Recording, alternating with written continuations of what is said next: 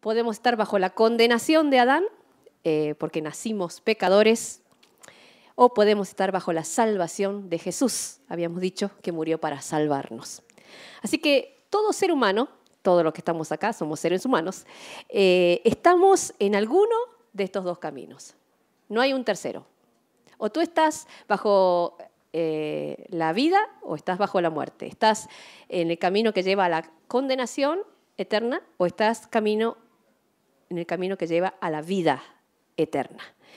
Y la única diferencia entre nosotros es que hayas puesto o no tu confianza en Jesucristo como tu Señor y Salvador para el perdón de tus pecados. Esa es la única diferencia, no hay otra. Así que o estás en uno o en otro. Y en el día de hoy vamos a seguir con este pasaje del capítulo 5 y el comienzo del capítulo 6 de Romanos, donde nos habla justamente de esta salvación que hemos recibido. Y cómo darte cuenta si tú estás en un camino o en el otro, ¿no? Así que vamos a pedir al Señor su sabiduría y su guía para que nos ayude a entender su palabra. Así vamos a orar. Amado Padre Celestial, gracias por el privilegio de reunirnos hoy en este lugar. Y venimos a ti reconociendo en el nombre de Jesús que necesitamos que tú nos hables. Te rogamos que en este tiempo que abrimos tu palabra, a través de tu Espíritu y tu palabra nos des luz y nos ayudes a entenderla. Señor, danos la capacidad de escucharte, de entender lo que tú quieres hablar a nuestras vidas. Tu palabra dice, Señor, que el entender tus cosas produce alegría. Y queremos salir hoy de este lugar con la alegría que viene de entenderte a ti, de entender tu plan, de entender tu amor y tu misericordia. Te lo pedimos en el nombre de Jesús. Amén.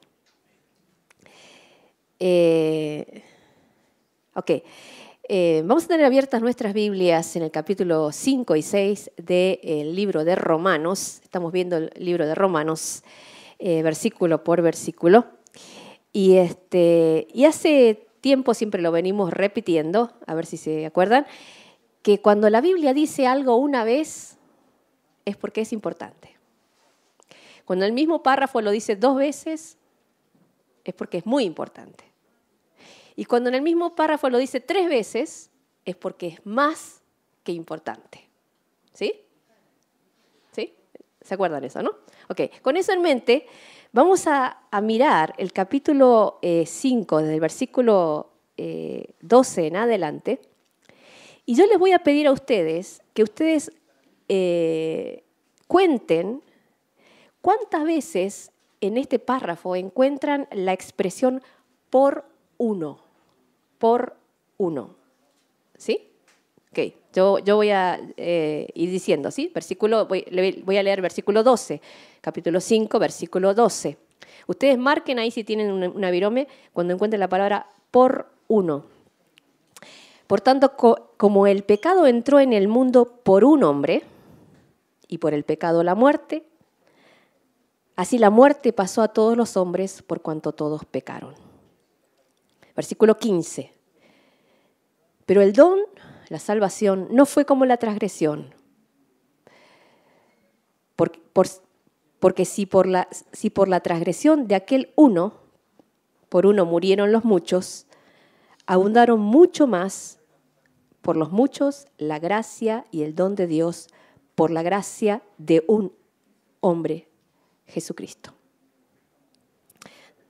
Ok, vamos al 17. Si por la transgresión de uno solo, Adán, reinó la muerte, mucho más reinarán en la vida por uno solo, Jesucristo, los que reciben la abundancia de la gracia. 18 dice, así que por la transgresión de uno, Adán, vino la condenación a todos los hombres, de la manera que por la justicia de uno vino a todos los hombres la justificación de vida. Y por último, el versículo 19, así como por la desobediencia de un hombre, Adán, los muchos fueron constituidos pecadores, así también por la obediencia de uno, Jesús, los muchos serán constituidos justos. ¿Cuántas veces encontraron ustedes que aquí está escrita la expresión por uno?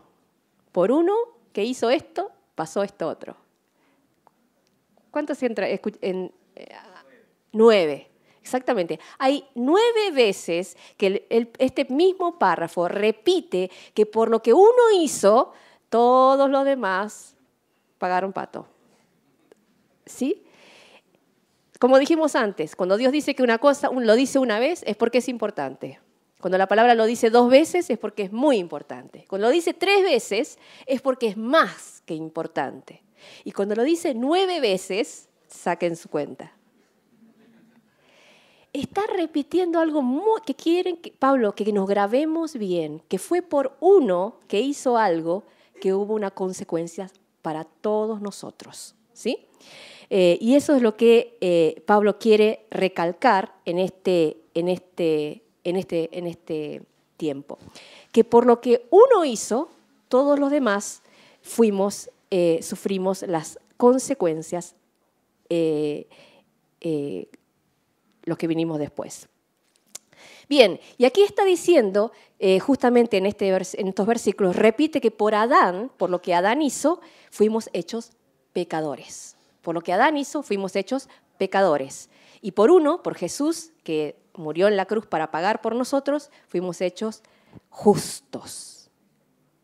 ¿Qué quiere decir esto? Que no fue por lo que nosotros hicimos. ¿Entiendes? No fue por lo que nosotros, sino por lo que este otro, nuestro representante, hizo por nosotros. Vamos a suponer que ustedes están mirando un partido de fútbol en una cancha y de repente están mirando el partido y ven que el jugador de uno de los equipos se va acercando con la pelota al arco. Y se acerca al arco y cuando está frente al arco patea y mete un gol. En ese momento, ¿qué pasa en ese lugar? Un grupo de los que estaban mirando, se levanta y festeja el gol, ¿no? Esas personas que estaban sentadas ahí no hicieron nada. Estaban ahí con su Coca-Cola mirando el partido y nada más. No estaban jugando, probablemente algunos de esos no saben jugar al fútbol tampoco, pero estaban mirando y al momento en que ese jugador mete el gol, ellos se levantan a celebrar la victoria. ¿Por qué? Porque ese que pateó está representando no solo al equipo, sino a todos los hinchas de ese club. ¿Se dan cuenta? Al mismo tiempo, cuando ese que patea comete un error, todos los que son afectados se lamentan. No hicieron nada, no tienen la culpa, pero ese que pateó y se equivocó estaba representando, era el representante de todos los demás. El viernes pasado Perú le ganó 3-0 a Chile. El primer gol fue un gol en contra de Chile, ¿no? En el momento en que ese jugador se equivocó, todos los chilenos casi se ponen a llorar. Ellos estaban sentados, no habían hecho nada, algunos ni siquiera sabían jugar al fútbol, otros solo estaban mirando, pero en ese momento empezaron a perder, porque su representante cometió un gran error, que fue meter el gol en el lugar contrario, el lugar equivocado, mejor dicho, en su propio arco. Pero más tarde, de eso pasaron unos minutos más y el partido siguió avanzando y uno de los jugadores peruanos lo que hizo fue que metió 2 goles más. Pedro Aquino metió 2 goles más. Y ahí, ¿qué pasó con la otra mitad de la tribuna? Se levantaron y disfrutaron de la victoria. aunque ellos que estaban sentados no habían hecho nada. Salvando las diferencias, lo que Pablo está diciendo en este pasaje de Romanos es que antes de que nosotros pudiéramos hacer algo bueno o algo malo, portarnos bien o portarnos mal, Adán, que fue el primer hombre en representación de toditos nosotros, pecó y se fue por otro camino lejos de Dios. Y todos los que vinimos después nacimos en pecado y con la consecuencia de que somos pecadores y merecemos la muerte y la condenación eterna. De igual manera, Jesús, cuando fue a la cruz por nuestros pecados, Él lo que hizo fue representar, fue en lugar nuestro el castigo que nosotros merecíamos y Él lo pagó en la cruz. Murió en esa cruz el castigo que tú y yo merecíamos. Y por eso, en representación nuestra, ganó la victoria y ganó la vida eterna para nosotros los que creemos. Así que lo que Pablo está diciendo es que aunque nosotros antes de que hagamos algo para bien o para mal, ya nosotros estábamos en un camino o en el otro porque nuestro representante estaba allí en nuestro lugar. Y esto es importante para que puedas entender el libro de Romanos. Porque si tú no entiendes que no es por lo que tú haces o lo que no haces que Dios te acepta, sino por lo que Cristo hizo, nunca vas a entender el libro de Romanos. Romanos 5, 18 y 19, 5, 18 y 19, dice, por eso Pablo, que así como en el partido de fútbol, así que como por la transgresión de uno, por la equivocación, por el pecado de Adán, vino la condenación a todos los hombres, a todos nosotros, de la misma manera, por la justicia de uno solo, de Cristo, que fue sin pecado y que murió por nosotros, a todos los hombres vino la justificación de la vida. Y versículo 19, porque así como por la desobediencia de un hombre, los muchos fueron constituidos pecadores, así también por la obediencia de uno, Jesús, los muchos serán constituidos justos. Esto quiere decir que nosotros, por Jesús, tenemos victoria sobre el pecado y sobre la muerte. Muy bien, hasta aquí, esto lo vimos la semana pasada. Ahora, viene la pregunta. La pregunta es, entonces, muchos de ustedes lo están pensando en este momento, si ya soy salvo porque Jesús pagó todos mis pecados, ¿sí? Y el resultado final no cambia, porque el Señor ya pagó mis pecados, y yo al arrepentirme y pedirle a Jesús que sea mi Salvador, mi representante, y soy de su equipo, del equipo ganador que va a ir al cielo, entonces, si el resultado final no cambia, quiere decir que ahora yo puedo vivir como yo quiero. ¿Puedo vivir como yo quiero? Si en la cruz de Cristo dice la palabra que ya fueron pagados absolutamente todos mis pecados pasados, presentes y futuros, ¿quiere decir que ya no importa lo que yo haga? Si ya... Pochi ya se está adelantando y está leyendo el versículo 2 que dice, en ninguna manera. Exactamente. Pablo está haciendo una pregunta que toda la gente que estaba leyendo estaba pensando, pero nadie se animaba a decirlo. ¿Sí? Entonces uno decía, pero ¿cómo? Ya estoy perdonado, ya estoy pagado mi cuenta y voy a ir al cielo. Entonces no importa que ahora me mande alguna macanita, total, ya está todo cubierto por el precio que Jesús pagó por mí. Entonces, Pablo dice, vamos a pecar, seguir pecando para que la gracia abunde. Versículo 6, el capítulo 6, versículo 2, como dijo Pochi, de ninguna manera. De ninguna manera. Este de ninguna manera es tajante. Es ese de ninguna manera que los padres le dicen a los hijos, ni modo, no, es no y no. Entonces, Pablo dice, en ninguna manera. Ahora, para entender lo que Pablo quiere decir, vamos a ir al 5:20, volvemos atrás, y desde ahí vamos a ver para qué estaba la ley de Dios. ¿Para qué sirve la ley de Dios, la palabra de Dios? ¿Y cómo es esto de que si ya Jesús pagó por mí, de ninguna manera yo puedo seguir como antes? Ok, el versículo 20, 5:20 dice, pero la ley se introdujo para que el pecado abundase, para que cuando el pecado abundó, sobreabundó la gracia. Cuando vemos en la ley de Dios sus mandamientos y su palabra, nos damos cuenta que es imposible cumplir perfectamente la ley de Dios. La gente en esta época, la gente religiosa judía, pensaba que por cumplir todas las ordenanzas que la ley de Moisés daba, iban a poder ser salvos. Entonces había gente que vivía aparte, se dedicaban a estudiar la ley y a tratar de cumplirla, y pensaban que con eso uno puede ser salvos. Ahora, yo pregunto, ¿uno puede cumplir la ley de Dios?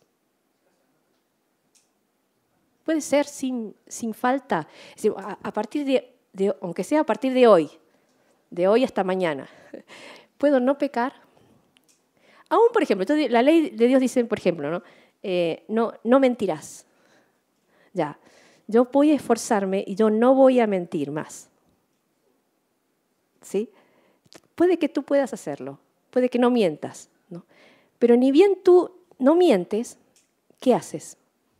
Miras para el costado y empiezas a juzgar. El que sí miente. Este no es como yo. Este no. Estás pecando.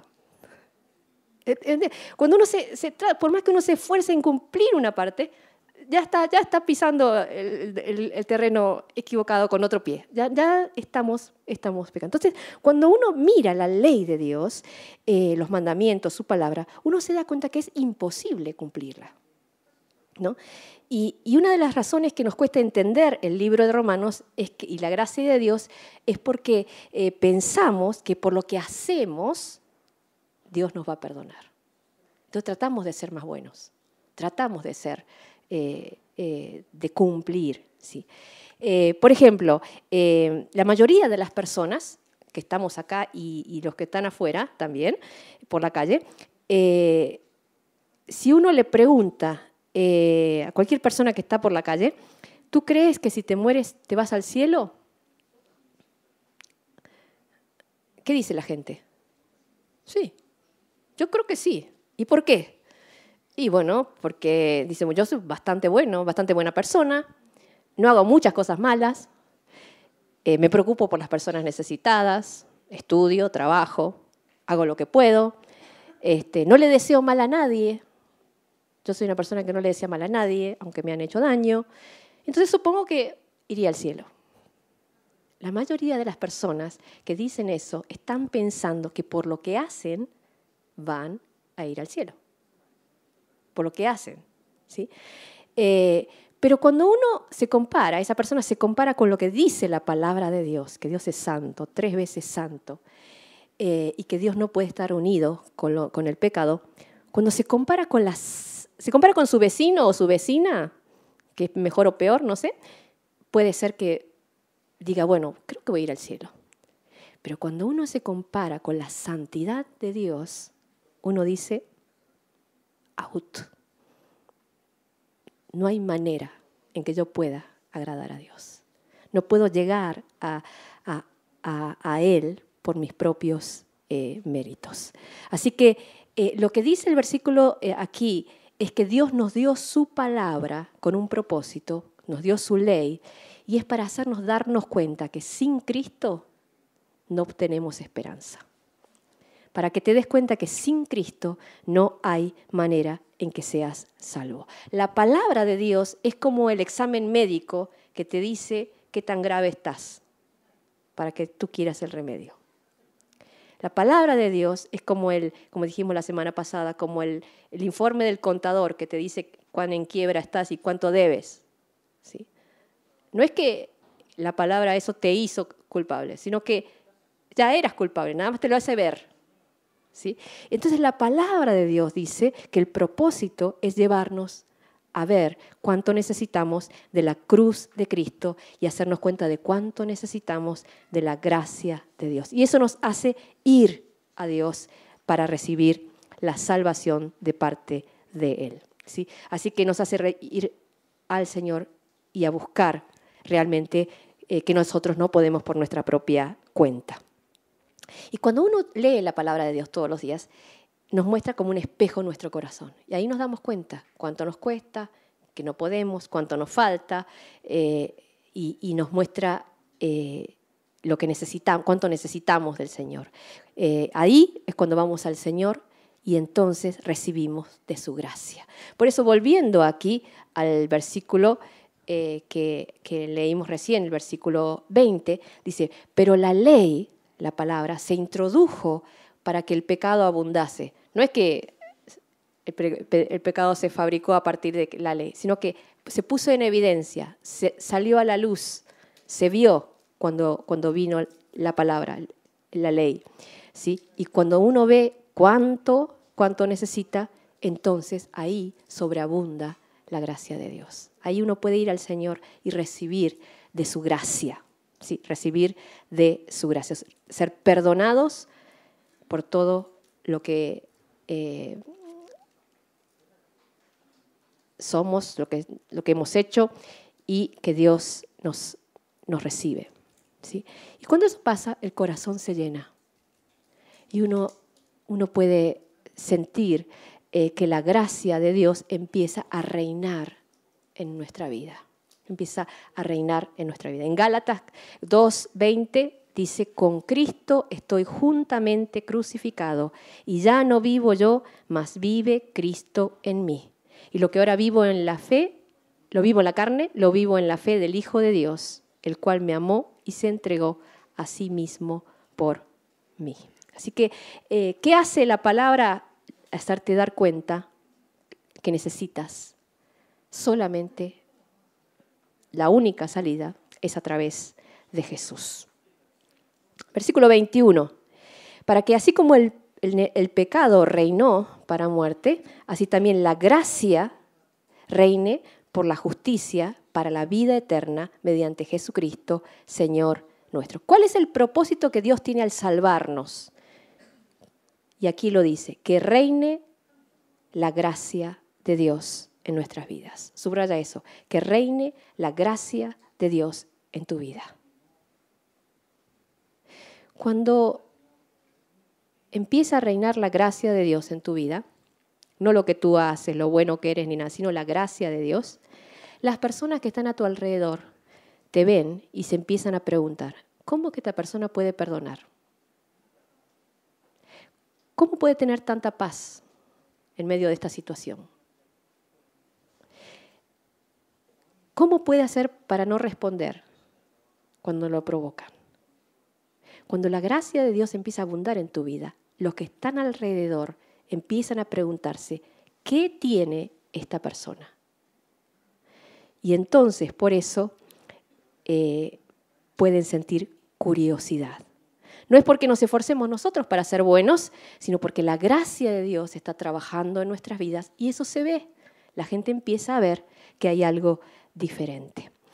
Hace muchos años, recuerdo, siempre me quedó muy grabado, trabajamos con Ángel y una vez me tocó ir a acompañar a una persona que trabajaba junto al hospital. Y el hospital, el médico le dijo de primeras, ¿hay algún tipo de cáncer en tu cuerpo? Entonces vamos a hacer 5 o 6 estudios para saber dónde está el cáncer en tu cuerpo. Entonces estuvimos todo el día en el hospital. Y mientras estábamos en la sala de espera, ahí esperando los exámenes, estuvimos conversando y todo. Y esta persona me preguntó, Ángel, ¿va a tu iglesia? Digo, sí, él toca el piano en la iglesia. Y entonces ella me dijo algo interesante y me dijo, yo he sido muy mala, dice, ¿no? Y cuando siempre Ángel pasaba por la sección donde yo trabajaba, él pasaba así caminando, empujando su dailla, dice, yo siempre buscaba decirle algo para que se enoje, algo feo para que se enoje, ¿no? Y con mis compañeros siempre buscábamos, cuando pasaba él, algo le decíamos para que él se enoje y se dé vuelta y conteste algo peor. Pero nunca, en años que trabajamos juntos, lo vimos a él darse vuelta y contestar algo feo. Al contrario, tranquilo, siempre tranquilo, amable. Él sonreía, no decía nada y seguía su camino. Y ella me dijo, y yo fui mala, pero nunca él me contestó como yo estaba esperando. Y yo me doy cuenta que necesito de ese Dios. Estaba ahí en la sala de espera, esperando a que el médico le diga en dónde estaba el cáncer en su cuerpo. Tal vez pensando entre la vida y la muerte, pero se acordó de que había visto a alguien donde la gracia de Dios abundó en su vida. Y cuando eso pasa, las personas se miran a sí mismas y dicen, yo también necesito eso que tú tienes. Por eso dice que el propósito de Dios para salvarnos, versículo 20, es que la gracia de Dios abunde en nuestras vidas. Versículo 21, para que la gracia reine por la justicia en nuestras vidas. Eso es lo que Dios quiere para nosotros, porque cuando la gracia de Dios abunda en tu vida, los que están alrededor tuyo te van a preguntar, ¿qué tienes? ¿Por qué tú no eres como los demás? Y dice la palabra que tenemos que estar preparados para contestar con temor, con reverencia, con humildad, la razón de la esperanza que hay en nosotros. Te van a preguntar. Romanos 6, 1 y 2. Romanos 6, 1 y 2. Entonces, algunas personas que estaban aquí leyendo dijeron, bueno, entonces para que abunde la gracia y para que sea de mucho testimonio, yo voy a pecar más para que Dios me perdone más y entonces más gente pueda conocer al Señor. ¿Se cuenta? Como somos. Pero Pablo y el Espíritu Santo, realmente la palabra nos conoce, pero nos puede ver ahí con el rayo X nuestro corazón y sabe lo que estamos pensando. Entonces el versículo siguiente desnuda lo que nosotros pensamos y dice, ¿qué pues diremos? ¿Perseveraremos en el pecado para que la gracia abunde? Sí. Versículo 2, en ninguna manera, en ninguna manera. Y da la razón, porque no sabéis, porque los que hemos muerto al pecado, ¿cómo viviremos aún en él? Sí. Aquí da la respuesta por la cual dice no debemos perseverar en el pecado. ¿Vamos a pecar más para que Dios nos perdone más si la gente crea? Aquí dice que no. Y la razón dice que no podemos perseverar en el pecado. La palabra aquí clave es perseverar, continuar pecando. La palabra perseverar es quedarse en un lugar sumergido en algo. No podemos quedarnos sumergidos en el pecado, en ninguna manera, dice Pablo. ¿Por qué? ¿Cuál es la razón? Que hemos muerto al pecado. Que hemos muerto al pecado. La palabra de Dios dice que nosotros cuando no conocíamos a Cristo, obedecíamos al pecado. A Satanás obedecíamos no nos quedaba, lo único que hacíamos era hacer lo malo, pecar. ¿Sí? Pero una vez que Dios nos salvó, hemos muerto, dice, al pecado. Vamos a suponer que tú tienes un jefe que es muy abusivo y te manda que hagas esto, que hagas lo otro, te maltrata y te obliga a hacer cosas que tú no quieres hacer y todo. Pero el jefe un día se muere. No porque tú lo mates, se murió de muerte natural. Ya no te puede controlar, ya no te puede mandar. ¿Por qué? Porque se murió.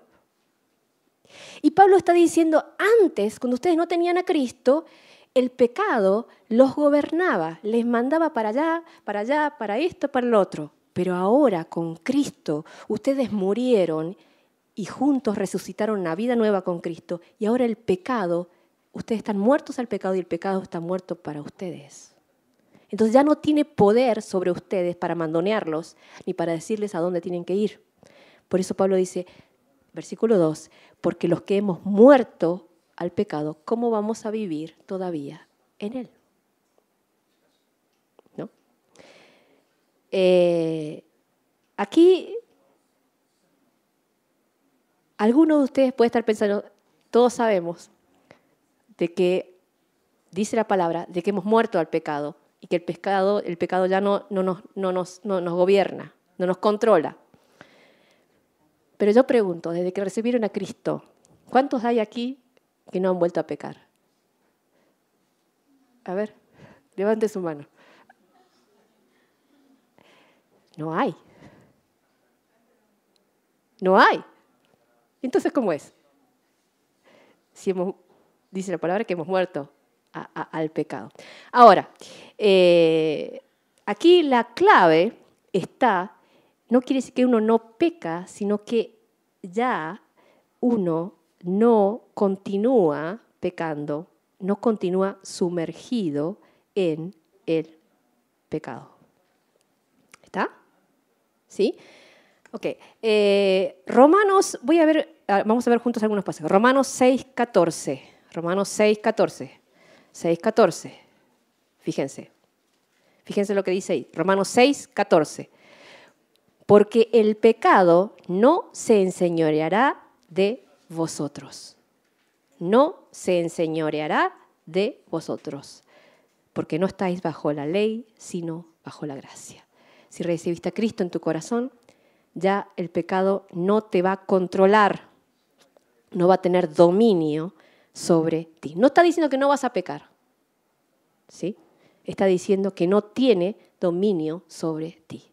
El cristiano es una persona que fue hecho libre del control del pecado y por eso puede decidir si hacer lo bueno o hacer lo malo. Antes tú hacías lo malo, pero por naturaleza, por inercia.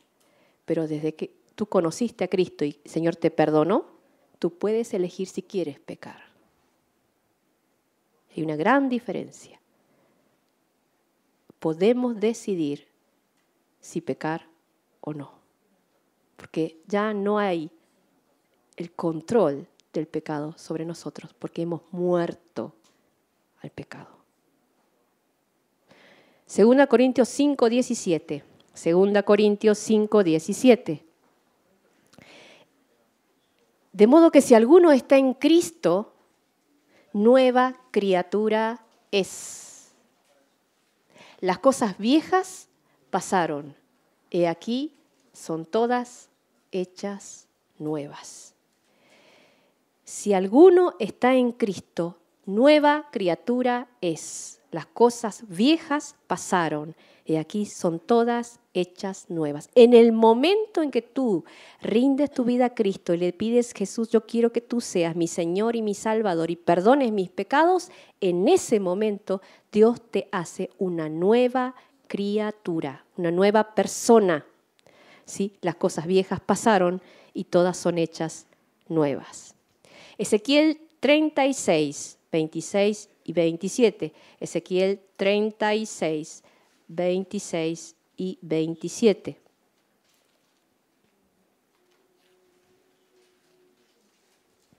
Ezequiel 36, 26 y 27.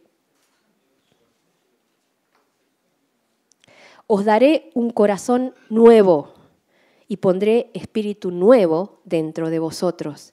Y quitaré de vuestra carne el corazón de piedra y os daré un corazón de carne. Y pondré dentro de vosotros mi espíritu y haré que andéis en mis estatutos y guardéis mis preceptos y los pongáis por obra. ¿Qué quiere decir esto? ¿Que después de recibir a Cristo como Señor y Salvador ya no pecamos nunca más? No, seguimos pecando. Sabemos que seguimos pecando, ¿sí? Que necesitamos todos los días el perdón del Señor. Pero hay algo allí diferente y es que ya no podemos permanecer allí, a gusto, como estábamos antes. Yo voy a pedir que se muestre, Ángela, la foto número 1. Y yo voy a pedir que piensen por un momento en el ejemplo de un pez. Este pez, vamos a suponer que tú eres este pez, está en el agua. Está en el agua y está feliz. ¿Por qué está feliz? Porque ese es su medio.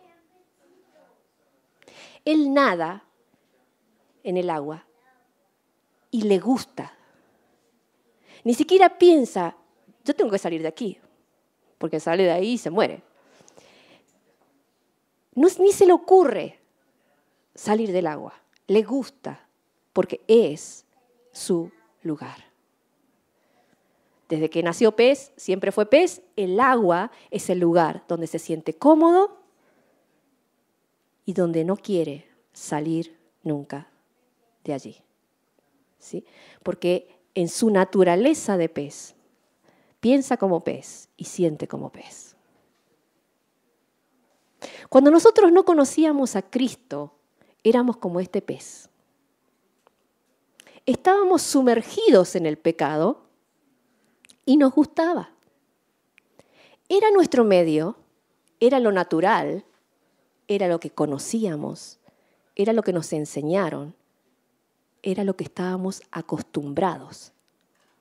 Y estábamos bien ahí. Nunca se nos hubiera ocurrido salir de esa vida. Si alguien te decía, ven a la iglesia, nosotros decíamos, no, conmigo no es.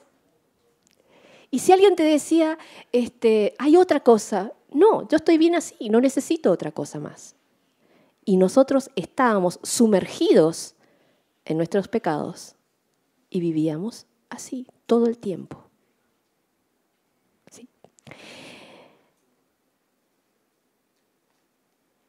Pero cuando Dios nos salvó y nos dio un corazón nuevo, nos hizo una nueva persona al perdonarnos, al morir en Cristo y resucitar una vida nueva, Dios cambió nuestra naturaleza, cambió nuestro corazón y cambió nuestra manera de pensar. Entonces, Dios sacó el corazón de piedra que teníamos y nos puso un corazón de carne capaz de sentir. Cambió la naturaleza de nuestro corazón y es como si ese pez se hubiera convertido en un ser humano. Ok, la foto número 2. Ahora el pez es un ser humano, tiene otra naturaleza. ¿Cuántos son seres humanos acá? ¿Te gusta el mar? Es lindo el mar. Mira esos corales, mira es precioso el fondo del mar. Si alguno se fue a Okinawa, puede ver que es una hermosura. ¿Te gusta? ¿Tú puedes meterte en el mar? Sí puedes. Un ser humano puede meterse en el mar. ¿No? ¿Puedes nadar en el mar? Sí puedes. ¿Puedes sumergirte y tocar esos corales? ¿Puedes? Sin tanque de oxígeno. ¿Puedes? Sí puedes. Si no es muy hondo. ¿Sí? ¿Puedes nadar allí? ¿Puedes estar allí? Sí. Pero déjame decirte una cosa. Tú no puedes vivir sumergido en ese lugar. Ahora pasan unos pocos minutos y tú estabas disfrutando de esos hermosos corales y empiezas a sentir que te empieza a faltar el aire y tú tienes que salirte de ahí.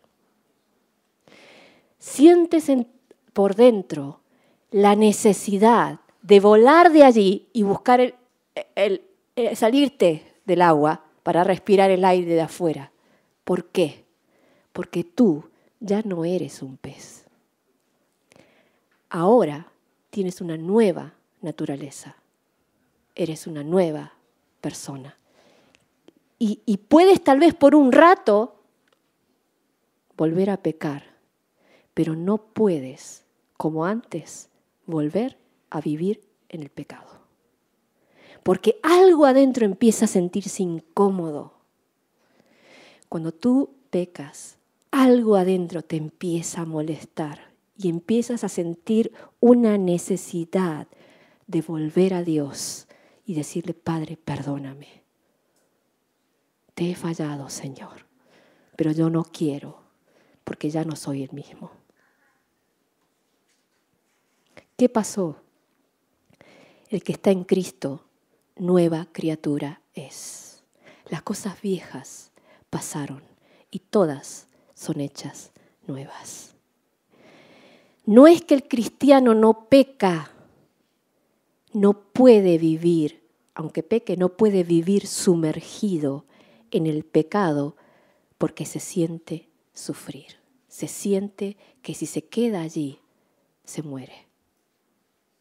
Y esa desesperación de querer escapar de nuevo a la superficie en busca de oxígeno es porque Dios le ha dado una nueva naturaleza. Volviendo al versículo 6, capítulo 6, versículo 1 y 2, ¿qué pues diremos? ¿Perseveraremos en el pecado? ¿Seguiremos sumergidos otra vez como antes en el pecado para que la gracia abunde? De ninguna manera, porque los que hemos muerto al pecado, lo que hemos hecho, recibido una nueva naturaleza, ¿cómo vamos a seguir viviendo en él? Esa es la diferencia.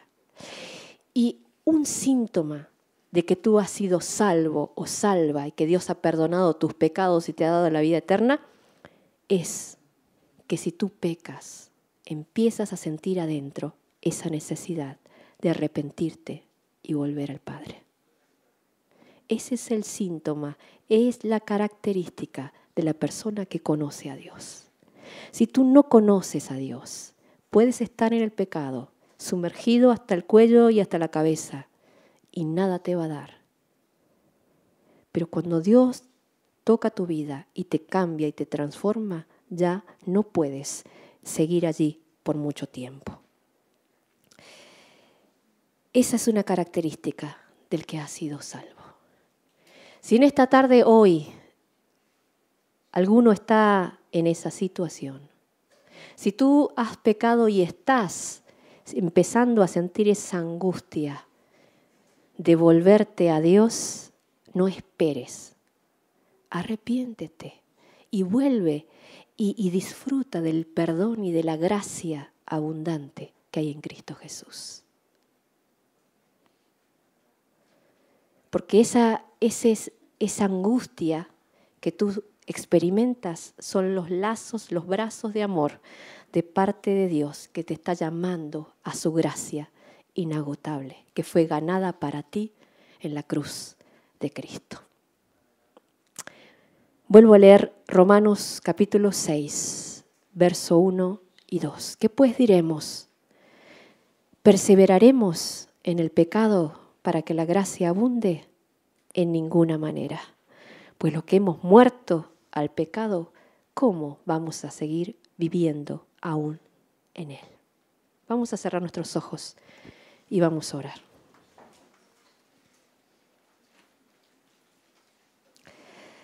Amado Padre Celestial, gracias por esta salvación tan grande que fue ganada en la cruz por tu Hijo Jesucristo para perdón de todos nuestros pecados.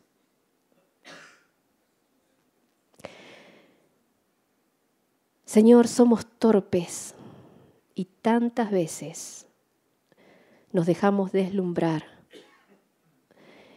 y nos arrojamos al mar de lo que no conviene.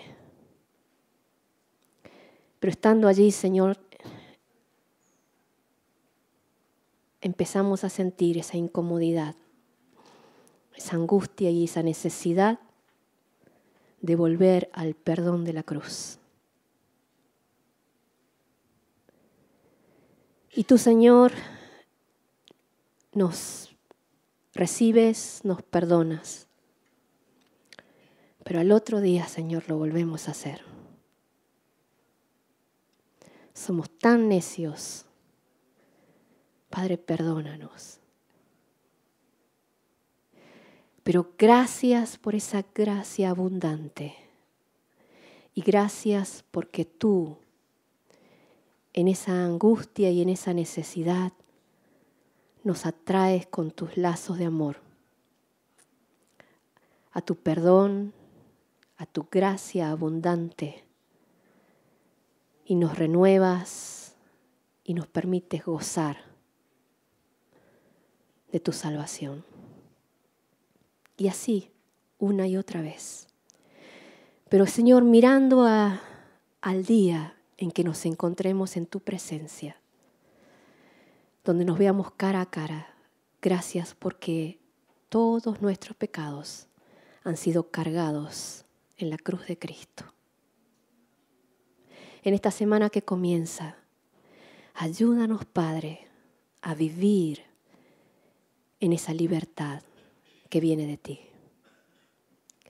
Señor, que hagas abundar tu gracia en nuestras vidas para que las personas que están alrededor puedan preguntarse, ¿qué es lo que tiene de diferente? Y nos uses como canales de tu salvación para tantos que amamos y que te están necesitando. Gracias, Señor. Y si hay alguna persona aquí que tú eres consciente de que nunca le has entregado realmente tu vida a Jesucristo, yo quiero decirte que Dios te ama, que dio a su Hijo para morir en una cruz por ti y quiere perdonar todos tus pecados. Él quiere entrar en tu corazón y darte una vida nueva a partir de hoy. Si ese es el deseo de tu corazón, yo te invito a que le digas conmigo a Dios estas palabras. Dios, yo reconozco que te necesito. Te pido que perdones mis pecados, que entres en mi corazón, que me perdones, me limpies y que vengas a vivir tu vida en mí. Quítame este corazón de piedra y ponme un corazón capaz de amarte. Te lo pido en el nombre de Jesús. Amén. Que el Señor les bendiga.